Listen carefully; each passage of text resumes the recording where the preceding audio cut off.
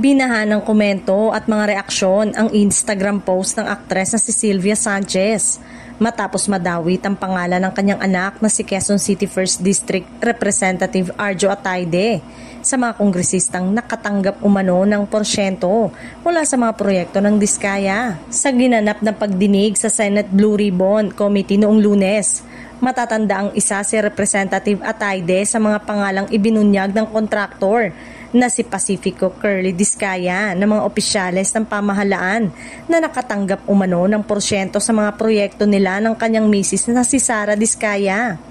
Mababasa ang ilang maaanghang na komento ng mga netizen sa IG post ng aktres na karamihan ay mga pasaring at pahayag ukol sa kanyang pagiging ina, pati na rin ang kanyang pagpapalaki umano sa anak. Samantala, hindi pa rin nagbibigay ng komento o reaksyon si Sanchez ukol sa isyong ito.